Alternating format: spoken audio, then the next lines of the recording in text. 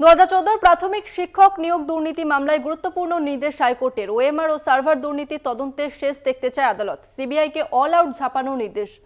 Digitise তথ্য উদ্ধারে যে কোনো প্রান্তের সংস্থার সাহায্য নিতে পারে সিবিআই, নির্দেশ বিচারপতি রাজশেখর মান্তার। 7 সপ্তাহ পর রিপোর্ট জমার নির্দেশ সিবিআইকে।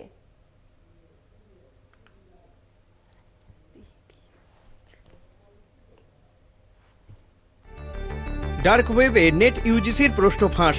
সর্বভারতীয় মেডিকেল প্রবেশিকায় দুর্নীতির ঢালাও নম্বর দেওয়ার অভিযোগ। এই পরিস্থিতিতে ফের সামনে রাজ্যের প্রাথমিক শিক্ষা দুর্নীতি মামলা।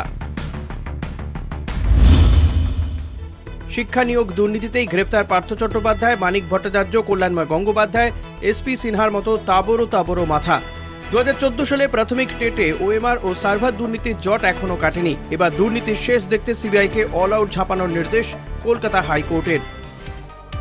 পৃথিবীর যে কোনো প্রান্তে সাইবার বিশেষজ্ঞদের সাহায্য নিতে পারবে সিবিআই। যে কোনো সরকারি বেসরকারি সংস্থার সাহায্য নিতে পারবে কেন্দ্রীয় তদন্তকারী সংস্থা। নির্দেশ বিচারপতি রাজশেখর মান্তার।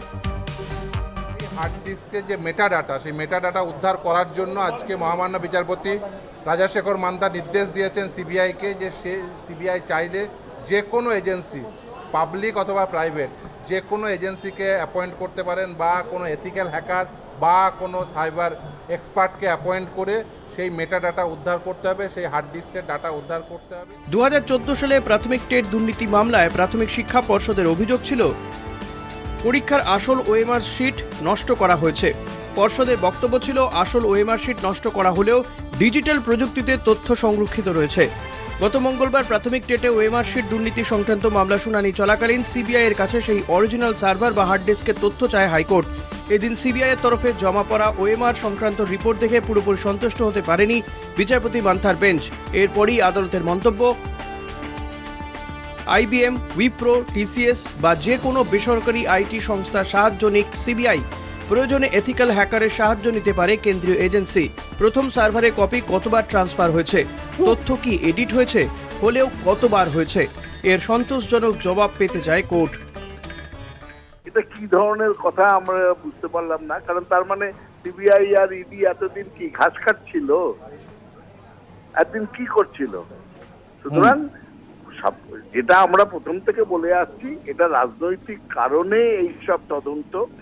2024-এর ইলেকশন হয়ে গেছে, এখন কতখানি তারা অ্যাক্টিভ হবে সন্দেহ আছে, এবং আমি মনে করি এটা একদম রাজ্যের পক্ষে সঠিক হবে, কারণ এই দুর্নীতি ওপরে ওপরে চাপা দিলে হবে না, এর একদম শেষ পর্যন্ত যেতে হবে এবং শেষ পর্যন্ত গিয়ে দুর্নীতিকে সমাপ্ত করতে হবে।